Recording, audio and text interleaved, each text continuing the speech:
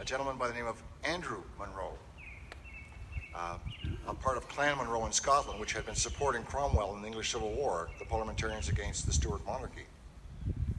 Clan Monroe switched sides because Cromwell made the mistake of arresting a Monroe, so the whole clan came up against him. They fought at the Battle of Preston and lost. And Andrew Monroe, who had been in Maryland previous to that with a business venture, was put into indentured servitude. So the Monroe family in North America starts out in enforced labor. Now he's sent to Virginia, which is a mistake because we have terms like cavalier and things like that that show that the Virginians were on the side of the Royalists. He escapes from his indentured servitude. Nobody bothers to track him. When the Stuarts come back, Charles II grants Andrew Monroe a tract of land that will eventually go down to Spence Monroe, James Monroe's father, and to James Monroe up around Colonial Heights. And the situation there, of course, is that with the property goes slaves, because they are of the planter class. We're going to talk about some things today that in our own language, our own culture, don't trip over your tongue very easily. The concept of a person, an owner, a master, these things don't make sense at all to us. You know, I'm originally from Canada, and I remember one time the Queen opened Parliament, and she said, as Queen of Canada, and I thought, I didn't elect you Queen. Sometimes things happen that we are born into, that we have no control over whatsoever. James Monroe was born into a society that has slavery. When he's born in 1758, it's already been around for about 110 years. Pardon me, 140 years. Okay, he owns slaves. He goes through his life, both militarily in the Revolutionary War and politically. I'm not going to go through all that stuff right now. There are excellent biographies about him, please read them. He has extensive experience in foreign affairs. He becomes president in the 1816 election, and his inaugural is March of 1817. But when he was governor of Virginia, coming in 1799, there was a slave revolt in Southampton County. What happens? Governor James Monroe says he wants trials for the leaders that are captured. Not many happen, but a few do. Then a year or two later, Gabriel Presser leads a slave revolt in the Richmond area. Their goal is to kidnap Governor Monroe and hold him ransom for their freedom. Once again, when the leaders are arrested, Monroe says he wants trials. Monroe is a lawyer. He clerked under Thomas Jefferson. He knows the law. You do not try property. You try a person. A person goes on trial. A person has certain legal rights. So I looked at this from the vantage point. This is something that is unusual. The rest of Virginia says their slaves are property. Let's just hang them. They did something wrong. They killed whites. They were ready to go. Hang them. Monroe says no. They deserve a trial. This is a capital offense. They deserve a trial. Okay. The next big thing we see from Monroe is his negotiations with the British in 1717 and 1718, which establishes the northern border of the United States and, as an unintended consequence, sets the northern terminus for the Underground Railroad. This will not become important until 1850 with the Fugitive Slave Act, but it's an unintended consequence of what he's doing. He also, in 1819, does something which would have been problematic for African Americans in that in this first Seminole War, when he goes down into Florida, he slams the door shut on the southern terminus of the Underground Railway. You can no longer escape into Spanish-held territory as an escaped slave. But in 1819, there was a financial panic.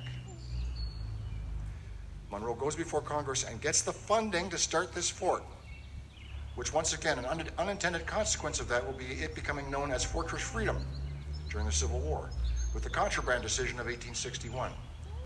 Dead by 30 years at that time, but it's an unintended consequences. So a very important thing that he does here, whether he knows it or not, The next thing that we look at in terms of Monroe's ideas and actions concerning African Americans is 1823. Now, most people will associate 1823 with the Monroe Doctrine, and as important as that is, that's not the only really important thing that happens in 1823. James Monroe has become the face for the African Colonization Society. They want to purchase land in Africa and allow free the African Americans to return to Africa and live there. And they do just that. They purchase what is now Liberia. Why is this important? Well, there is a man in Boston around the time of the Revolutionary War known as Prince Hall, who in 1773 goes before the colonial legislature asking for the same thing, a grant to purchase land in Africa so that he and other free Africans can return to their continent. He's turned down. One of the other things that Prince Hall is known for is founding the African Masonic Lodges, which are today referred to as Prince Hall Lodges. James Monroe is a Mason under the Grand Lodge of Virginia. Different community of Masons, but both Masons. Another connection. And I'll come back to this later in a minute. So we have Liberia in 1823. In 1825, they are so pleased with James Monroe in Liberia, they name their capital Monrovia. Now, Monroe finishes out his second term. His era is known as the era of good feelings.